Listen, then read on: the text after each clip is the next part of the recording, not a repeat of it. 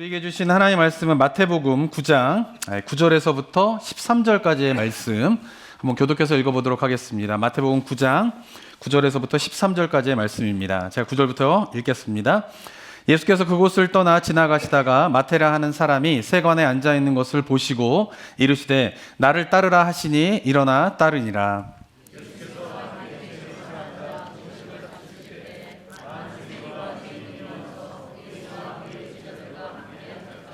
바리새인들이 보고 그의 제자들에게 이르되 어찌하여 너희 선생은 세리와 죄인들과 함께 잡수시느냐.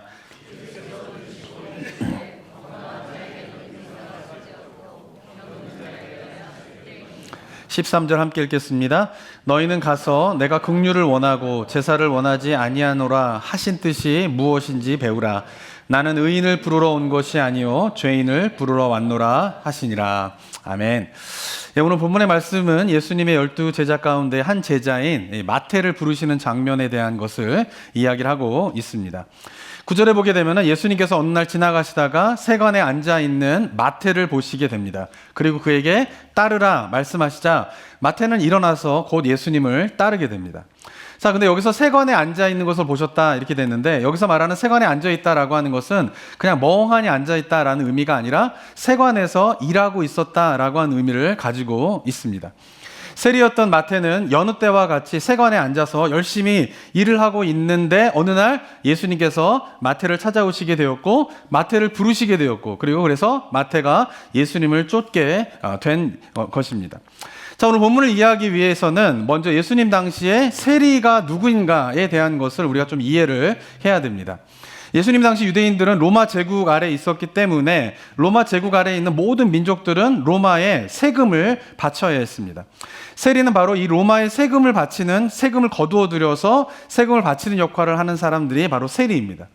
자, 그런데 로마에다 세금을 바쳐야 되는데 이 세리는 로마인들이 아니라 보통 유대인들이 이 일을 하였다는 데 문제가 있습니다. 유대인들로서 같은 민족이 유대인들에게 세금을 거두는 일을 하였기 때문에 마치 우리나라가 일제시대 때에 일본에 붙어가지고 우리 민족을 괴롭혔던 친일파와 같은 모습이 바로 예수님 당시의 세리였다라고 볼 수가 있는 것입니다. 자, 그런데 더 문제가 됐던 것은 뭐냐면 세리들이 로마 제국에 바쳐야 되는 세금만 거두어서 세금을 낸다 하면은 그래도 문제가 되지 않는데, 문제는 뭐냐 하면은 보통 세리들은 로마에 바쳐야 하는 세금이 정해져 있는데 정해진 그 세금보다 더 많은 세금을 거두어서 정해진 세금은 로마에 바치고 난 다음에 나머지는 자신들이 다 세리가 이 세금들을 착복하였다는데 이제 문제가 있는 것입니다. 그리고 로마 제국에서도 일정량의 정해진 세금만 들어오게 되면은 그 지역에서 세리가 얼마의 세금을 걷던지 간에 별로 상관하지 않았던 것이 또 로마 제국의 정책이었던 것입니다. 그래서 여러 세금이 있었는데 그 세금 가운데에서 토지세와 인두세 같은 경우는 로마 제국에 바치게 되지만은 상품을 사고 팔 때에 내야 되는 세금은 세리들이 다 가지고 가게 됩니다. 그리고 예수님께서 주로 활동했던 이 갈릴리 지역에서는 여행객들이 오게 되면 또 세금을 내야 되는데 그 여행객들이 내는 세금도 누가 가져가게 되냐면 세리들이 가져갔던 것입니다. 갈릴리 호수에서도 고기를 잡게 되는데 잡은 고기를 다른 지역에 팔 때에도 세금을 내야 되는데 그때에 또 내는 세금도 누가 가져가냐면 바로 세리들이 가져갔던 것입니다. 그래서 세리들은 경제적으로는 굉장히 많은 부를 누릴 수 있었던 사람이었지만, 그러나 유대인들이 볼 때는 어떻습니까? 민족을 배반한 매국노에 해당되는 것이고, 더 심각한 것은 뭐냐면 유대인들이 볼 때에는 율법적으로도 부정한 자라고 세리들을 생각했던 것입니다. 유대의 랍비 문헌에 보게 되면은 세금을 징수하는 유대인들의 이야기가 좀 나오게 되는데, 그 이야기를 보게 되면은 이 세리들은 재판관이나 증인으로서 자격을 얻을 수 없고요. 그 다음에 유대인이지만 회당에서 쫓겨남을 당하게 되고요. 그리고 이 세금 징수를 하는 세리는 부정한 자이기 때문에 만약에 이 사람이 누군가의 집에 방문을 한다 그러면 그 집도 부정한 집이 되어버리게 됩니다. 그러니까 유대 사회에서 세리는 살인자와 강도와 같은 부류로 취급을 당하였고요. 그렇기 때문에 세리를 속이는 일은 죄가 되지 않았습니다. 그리고 세리가 가지고 있는 돈을 훔친다고 해도 처벌을 받지 않았다라고 기록이 되어 있습니다. 자, 이러한 세리를 예수님께서 제자로 부르신 것입니다. 그리고 오늘 본문은 우리가 보기에는 별로 이렇게 예수님께서 제자를 부르셨네, 마태를 부르셨네 이렇게 받아들일 수 있는 본문이지만 예수님 당시에 유대인들이 보기에는 너무나 충격적인 장면인 것이에요. 왜냐하면 우리가 생각했던 것보다 유대인들은 세리를 더 혐오하고 부정한 사람으로 생각하고 있었는데 그러한 세리를 예수님이 제자로 받아들인다라고 하는 것이 너무나 충격적인 사건이었던 것입니다. 특별히 유대 사회에서 세리와 같은 자를 제자로 받아들이게 된다라고 하면 그 이후부터는 뭐예요? 유대 사회에서 예수님의 사역은 굉장히 힘들어질 수 있는 것이에요. 그리고 부정하다 생각했던 사람인 이 세리를 제자로 받아들이게 되었을 때에 그 제자들의 나머지도 다 유대인이었지 않습니까? 그렇기 때문에 다른 유대인 제자들이 세리를 제자로 받아들이는 것에 대해서 그렇게 탐탁하게 생각하지 않았을 것이다 라고 하는 것이죠.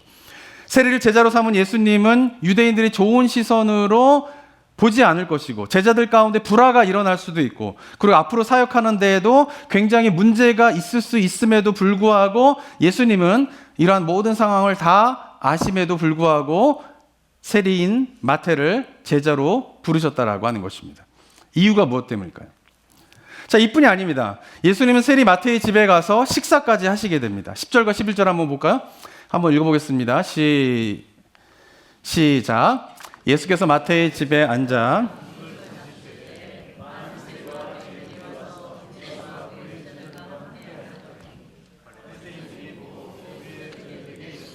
어찌하여 너희 선생은 세리와 죄인들과 함께 잡수시느냐. 좀 전에 말씀드린 것처럼 세리는 부정하기 때문에 부정한 사람이 누군가의 집에 가게 되면 그 집 자체가 부정해지는 일이 있었다라고 유대인들은 생각했습니다. 그런데 그러한 세리와 함께 식사를 하게 된다면 어떻게 될까요? 그 식사에 참여했던 모든 사람들은 어떻게 되는 거예요? 부정한 자가 된다라고 취급을 받게 되는 것이에요. 그런데 예수님께서는 그러한 것을 잘 아셨음에도 불구하고 세리의 마태의 집에 가서 그와 식사를 하게 됩니다. 유대인들에게 있어서 식사는요, 요즘의 개념처럼 뭔가 이렇게 교제한다라고 하는 의미를 넘어서는 게 있어요.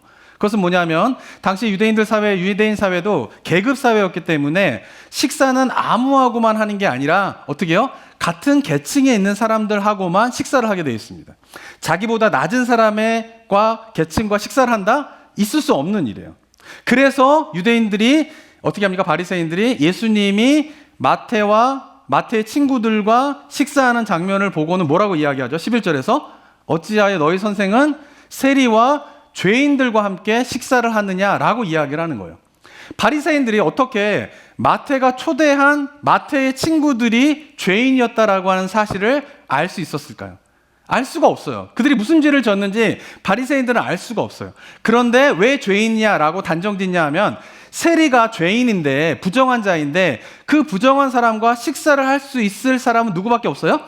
같은 부류의 사람인 죄인들밖에 식사를 할 수밖에 없다라고 하는 것을 너무나 잘 알았기 때문에 그들이 구체적으로 무슨 죄를 지었는지 바리새인들은 알 수 없었지만 세리와 식사하는 그 이유 하나만으로 저들은 분명히 죄인일 거야 라고 단죄하면서 어찌하여 세리와 죄인들과 함께 식사를 하느냐라고 바리새인들이 이야기를 했다라고 하는 것입니다. 자, 그러면 세리는 유대인의 관점에서 보면 이렇게 부정한 죄인이었기 때문에 당시 유대인들은 죄인으로 인식하던 이 사람과 함께 식사를 할 때 그 사람도 똑같은 죄인이고 똑같은 부정한 사람이다라고 취급을 받을 것을 예수님께서는 너무나 잘 알고 계셨는데 세리와 함께 식사를 하신 것입니다. 세리와 함께 예수님이 식사하는 그 순간 예수님은 어떤 존재가 되는 거예요? 세리와 같은 죄인이 되는 거예요. 세리와 같이 어떻게 해요? 율법적으로 부정한 자가 되는 거예요. 예수님께서 이 사실을 모를 리 없을 텐데 그 세리와 함께 식사를 하신 것입니다. 이유가 무엇 때문일까요? 예수님께서 세리 마태와 식사를 하는 순간 유대인들이 어떻게 예수님을 대할 것이다 라고 하는 것을 너무나 잘 알고 있었지만 그 세리와 식사를 같이 함께 한 이유는 한 가지입니다. 그것은 바로 구원에 이르는 죄사함의 의미가 무엇인가를 보여주고 싶었던 것입니다. 자, 우리가 지난주에도 살펴보았지만 마태를 부르기 직전에 지난주에 묵상한 본문의 내용이 무엇이었죠? 중풍병자를 고치시는 사건이었습니다.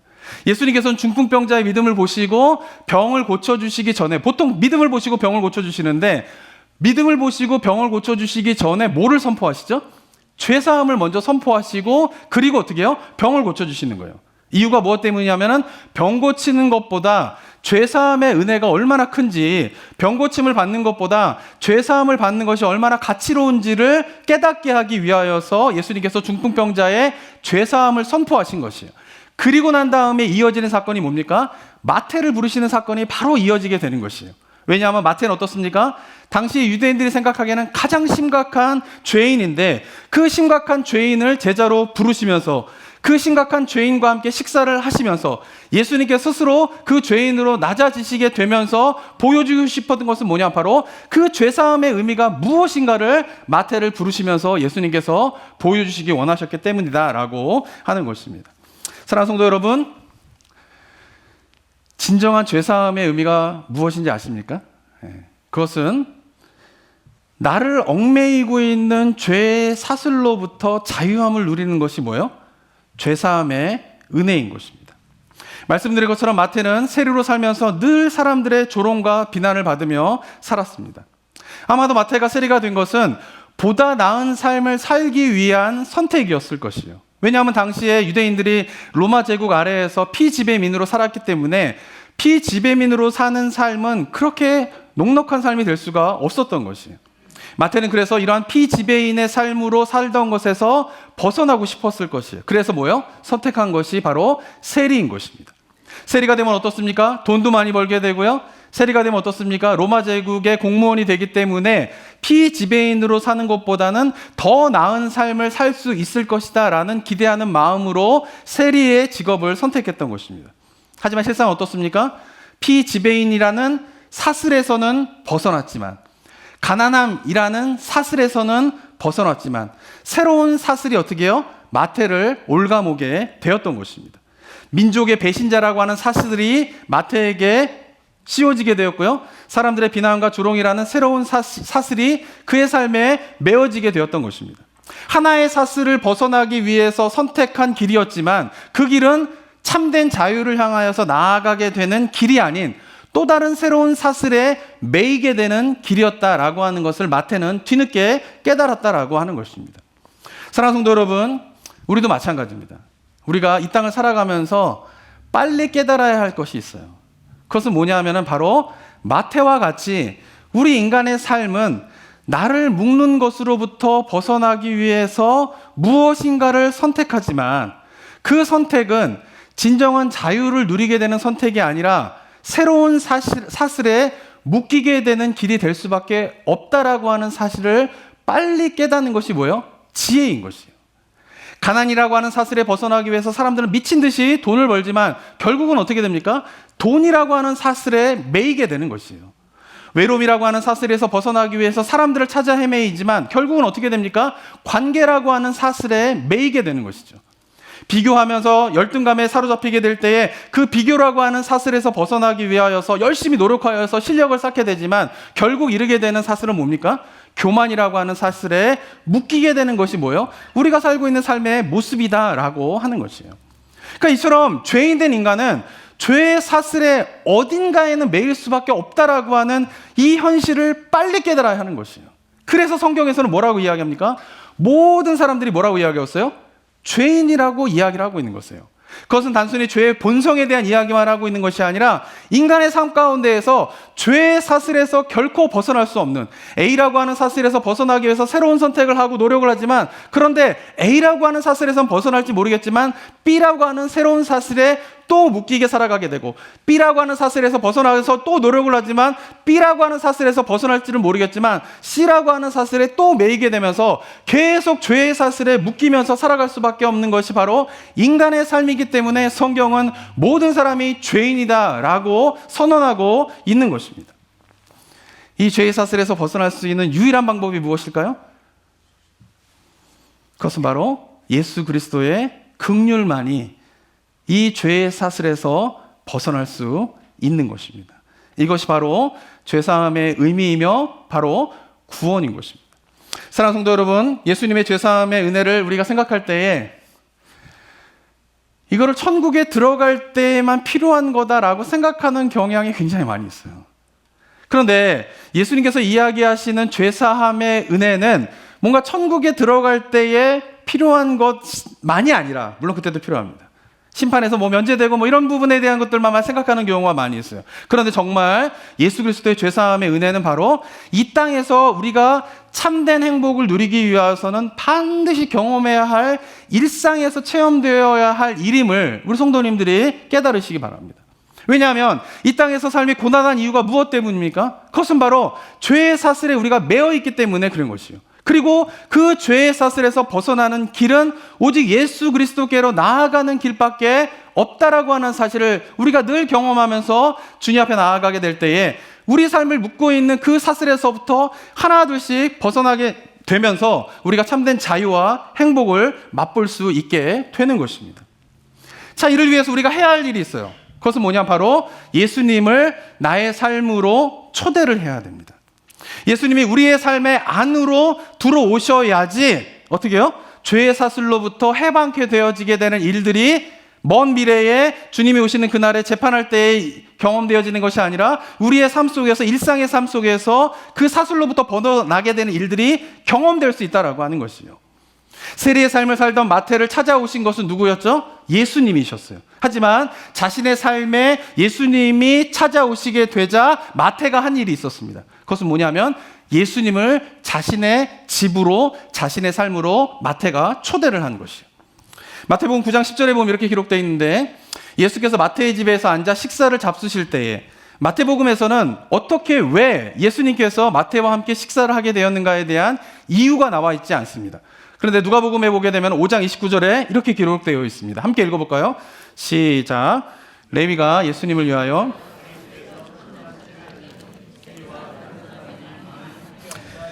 네, 나를 따르라 라는 예수님의 말씀을 들은 마태가 어떠한 반응을 보이게 됩니까? 그 예수님을 자신의 집으로 어떻게 해요?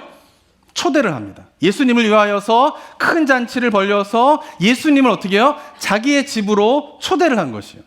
마태를 먼저 부르신 것은 예수님이었지만, 그러나 그 예수님을 자신의 집에, 자신의 삶으로 초대한 사람은 바로 누구예요?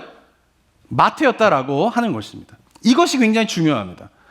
왜냐하면 죄의 사슬로부터 해방케 되어지게 되는 죄사함의 은혜는 예수님의 부르심에 내가 예수님을 나의 삶으로 초대해야지 많이 경험할 수 있는 거예요. 하지만 안타까운 것은 이 시대의 많은 그리스도인들이 예수님을 믿는다라고 하지만 예수님을 자신의 삶으로 초대하지 않아요. 그 초대한다라고 하는 의미가 뭔지를 몰라요. 예수님이 자신의 삶의 깊숙한 곳으로 들어오게 하는 방법을 몰라요. 들어와 있질 않아요. 그래서 뭐예요? 죄사함의 은혜를 일상의 삶에서 경험하지 못하게 되는 것이에요. 그래서 여전히 죄의 사슬에 묶여 있으면서 고통 가운데에 그리스도인이 되었다라고 하지만 살아가게 된다라고 하는 것입니다. 사랑하는 성도 여러분, 그래서 제가 올 한 해 강조하는 게 있습니다. 뭐죠? 기도의 문을 열라라는 거예요. 기도의 문을 열어야지 예수님이 우리의 삶에 들어오실 수가 있어요. 기도의 문이 안 열리는데 예수님이 우리의 삶 가운데 들어온 일이 있습니까? 기도의 문이 막히는데 예수님이 우리의 삶 중심에 좌정하실 수가 있으세요? 없어요. 예배에 와가지고 이때만 예수님을 찾는 거 가지고는 예수님이 여러분의 삶 깊숙한 곳에 들어가서 좌정하신다라고 하는 것을 경험할 수가 없어요. 왜? 기도를 통하여서 하나님이 우리 삶에 깊이 들어올 수 있는 거예요. 기도는 그런 거예요. 그래서 기도의 문이 열려야지만이 예수 그리스도가 그 삶 가운데 깊이 들어오게 되고, 예수님께서 그 삶에 깊이 들어오셔야 죄의 사슬에 묶임에서 해방되어지게 되는 은혜를 경험하게 되는 것입니다. 사랑하는 성도 여러분, 정말 피를 토하면서 제가 토할 수 있으면 부탁하고 도전하고 우리 성도님들에게 하고 싶은 말은 기도의 문이 열리셔야 돼요. 뭐 저한테 보여지기 위해서 기도의 문이 열린 그런 거는 아무런 의미 없어요. 중요한 거는 내가 우리 장로님 아까 기도하셨지만은 은밀한 가운데 십자가 앞에 나아가 기도를 하는데, 그 기도의 시간이 하나님을 깊이 만나는 시간이 그게 되면, 그럼 예수님이 그 삶에 깊이 들어오시게 되는 거예요. 그러면 나를 묶고 있던 죄사슬이 풀리게 되는 은혜를 경험하게 돼요. 어쩌면은 주님이 나의 삶 가운데 깊이 들어오지 못하면 내가 어떠한 죄의 사슬에 묶여 있는지조차도 모르면서 신앙생활을 하게 되는 거예요. 근데 주님이 나의 삶에 깊이 들어오시게 되면은, 기도의 문이 열리게 되면서 들어오게 되면은, 아, 나를 묶고 있는 것이 이런 거였구나 라고 하면서 마태가 예수님을 만나고 난 다음에 그의 인생을 묶고 있던 것이 무엇인가를 발견하게 될 것처럼, 그리고 거기서 벗어나게 된 것처럼 죄사함의 은혜가 우리 성도님들의 매일매일 삶 속에서 부어지게 되는 하나님의 놀라운 은혜가 될 줄을 믿습니다. 그걸 경험하셔야 돼요. 네. 기도가 안 되면 시간을 내서라도 수요 예배 나오세요. 수요 기도회 때 나오세요. 네. 저는 몇 명이 나오든지 상관하지 않습니다. 수요 예배 오신 분은 아시겠지만 몇 명 오는지도 보지도 않아요. 제가 앞에 서서 인도도 안 해요. 제가 수요 기도회 때. 같이 앉아가지고 찬양하고 기도하고 그런 시간을 갖는 거예요. 오직 주님만을 바라보면서 좀 우리가 기도하는 그런 체험들이 우리 모든 성도들 가운데 있게 되시기를 주님의 이름으로 축원합니다. 그래야 이게 뭐냐 하면은 내 삶의 현장에서 죄사함의 은혜를 경험하는 것이 바로 진정한 예배인 것이요. 오늘 본문 속에서 예수님께서 왜 죄인들하고 식사를 하냐는 바리새인을 향하여서 12절과 13절에서 이렇게 말씀하십니다. 한번 읽어볼까요? 시작. 예수께서 들으시고 이르시되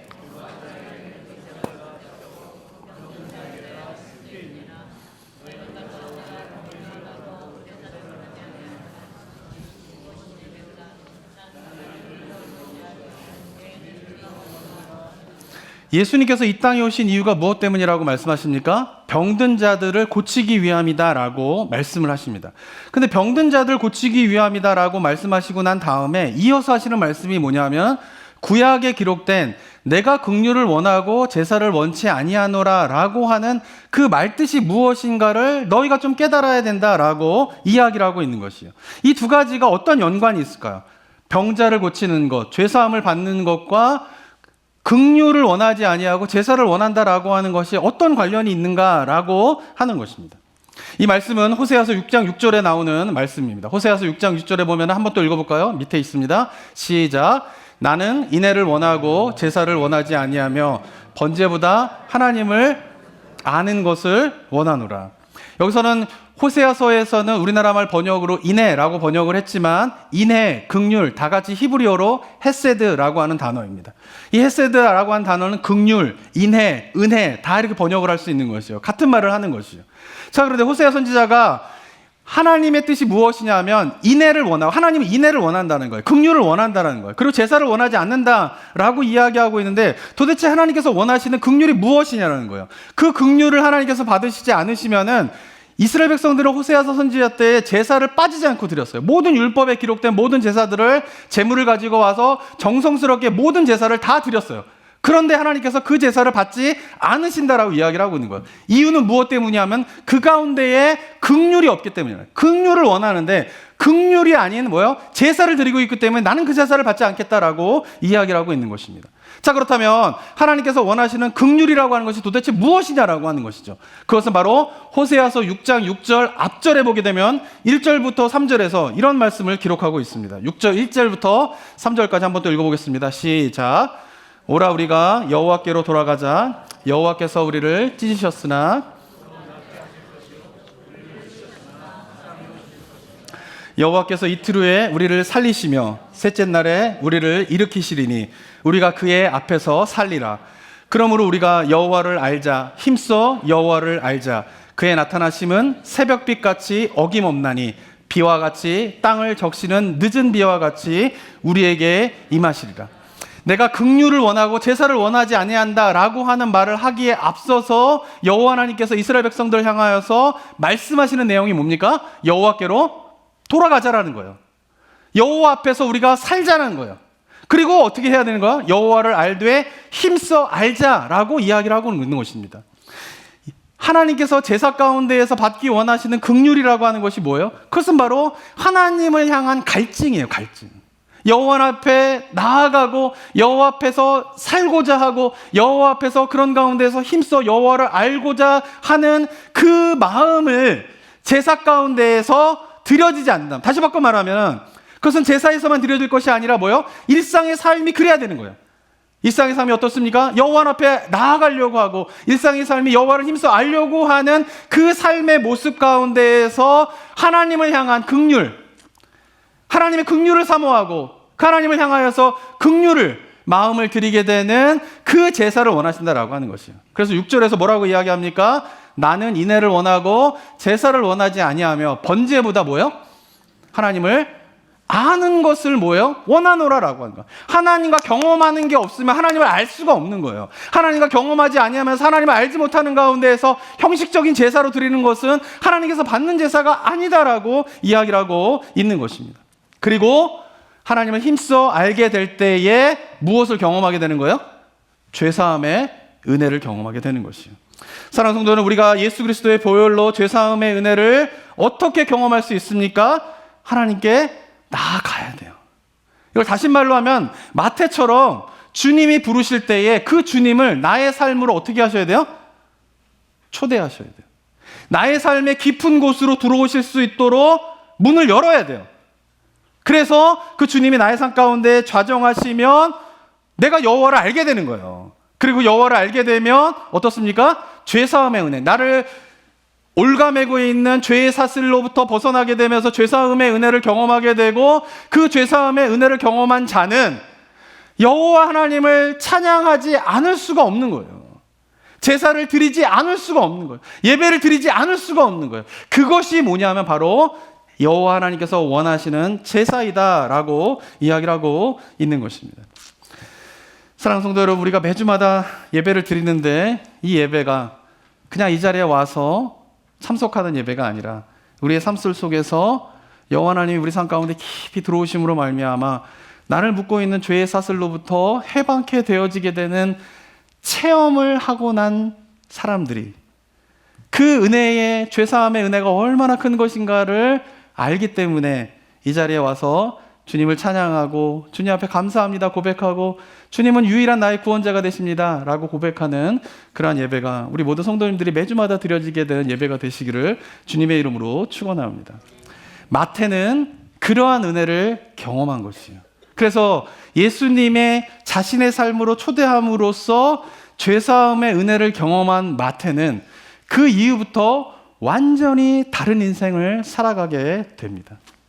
그가 예수님을 만나고 난 다음에 완전히 다른 인생을 살아가게 되었다라고 하는 증거가 오늘 본문 속에 나타나게 됩니다. 예수님의 12제자들이 예수님을 만난 경험을 제자가 스스로 자기의 이야기를 하는 제자는 마태가 유일합니다.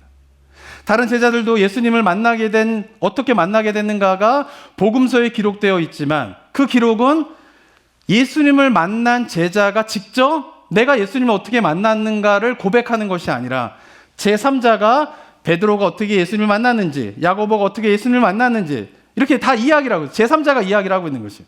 그런데 그 12제자 가운데에 유일하게 내가 예수님을 어떻게 만났는지를 자기의 입으로 고백하고 있는 유일한 제자는 누구입니까? 마태뿐이에요. 마태복음에서 마태만이 오직 자신이 어떻게 예수님을 만났는지를 내가 이야기합니다 라고 하면서 예수님과 만난 이야기를 오늘 본문에서 이야기를 하고 있는 것이에요. 자, 그런데 흥미로운 것은 뭐냐면 마태는 내가 예수님을 어떻게 만났는지 유일하게 예수님을 만난 것에 대한 이야기를 하는 제자인데 그 이야기를 하면서 자신의 본래 이름을 사용하고 있지 않아요. 마가복음과 누가복음에도 보면은 마태가 예수님을 만나는 장면이 기록되어 있는데 이렇게 기록되어 있습니다. 마가복음 2장 14절 한번 읽어볼까요? 시작. 또 지나가다가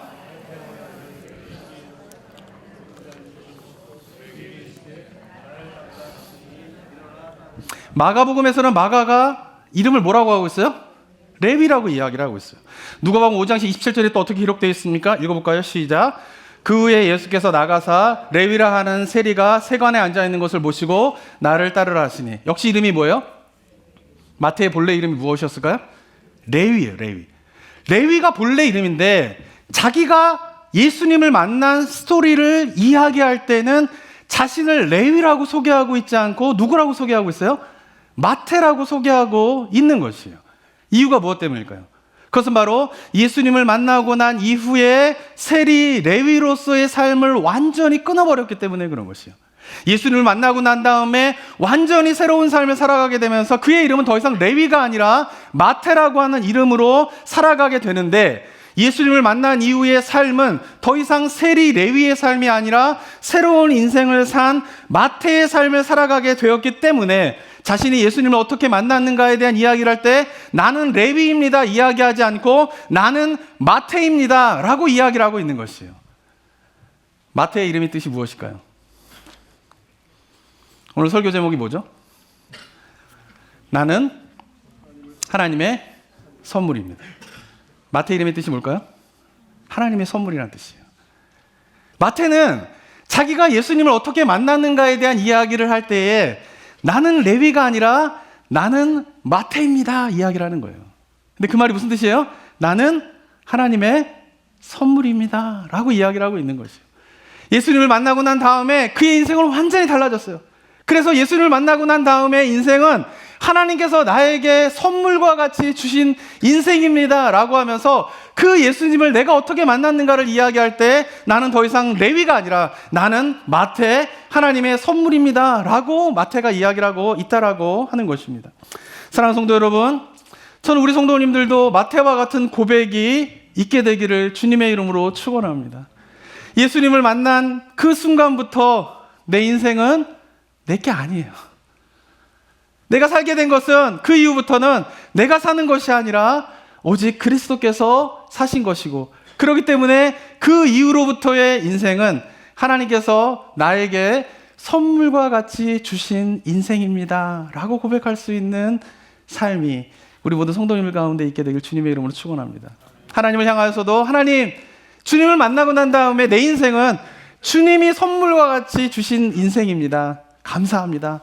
고백할 수 있게 되기를 원합니다. 뿐만 아니라 세상을 향하여서도 내가 예수님을 만나고 난 다음에 내 인생은 내 것이 아니라 주님께서 사신 것이고, 그렇기 때문에 그 인생은 그때 이후로 하나님께서 주신 선물과 같은 인생입니다 라고 세상을 향하여 이야기할 수 있는 은혜가 우리 모든 성도들 가운데 있게 되기를 주님의 이름으로 축원합니다. 왜냐하면 내 인생은 하나님이 주신 선물입니다 라고 고백할 수 있는 사람은 예수님이 그의 삶 가운데 들어오셔서 예수 그리스도가 좌정하심으로 말미암아 나를 얽매이고 있는 죄의 사슬로부터 다 벗어나게 되는 죄사함의 은혜가 무엇인가를 깨닫는 자만이 고백할 수 있는 고백이기 때문에 그런 것입니다.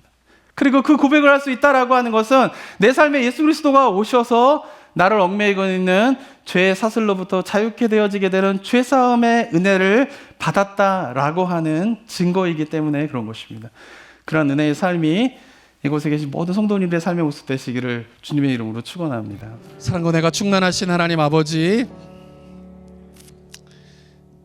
마태에게 예수님이 찾아오시게 되었을 때에 마태는 주저하지 않고 그 예수님을 자신의 집으로 초대하였던 것처럼, 그래서 그가 받은 선택의 은혜, 죄사함의 은혜가 얼마나 큰지를 많은 사람들과 함께 나누고자 잔치를 벌였던 것처럼, 하나 우리 성도님들도 지금 주님이 우리 성도님들의 삶의 문 앞에 서 계시는데 그 주님을 삶의 깊은 곳으로 초대하고 있지 못하고 있는지 돌아보게 하여 주시옵고, 마음의 문을 활짝 열어, 삶의 문을 활짝 열어 주님이 우리의 삶 가운데 깊이 들어오실 수 있도록 우리 기도의 문이 열리게 되는 은혜가 우리 모든 성도들 가운데 있을 수 있도록 주님 도와주시옵소서.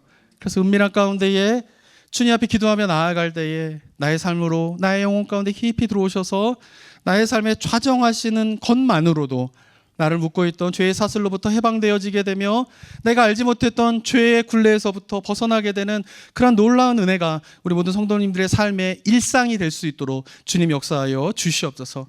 그리하여서 이제 내가 사는 것은 하나님께서 나에게 주신 선물과 같은 삶입니다 라고 하면서 주님을 향한 찬양과 영광의 고백이 메마르지 아니하는 삶이 우리 성도님들의 삶이 되게 하여 주시옵고, 예배가 되게 하여 주시옵고, 그래서 하나님께서 기뻐 받으시는 제사가 될 수 있도록 주님 도와주시옵고, 세상을 향하여서도 우리 주변을 향하여서도 내가 살아가고 있는 인생은 하나님께서 주신 선물과 같은 인생입니다, 그 삶이 나에게 주어졌습니다 라고 세상을 향하여서 나는 레위가 아니라 마태입니다 라고 이야기할 수 있는 은혜가 우리 모든 성도님 가운데 있을 수 있도록 주님 역사하여 주시옵소서. 은혜 감사드리며 예수 그리스도의 이름으로 기도드립니다. 아멘.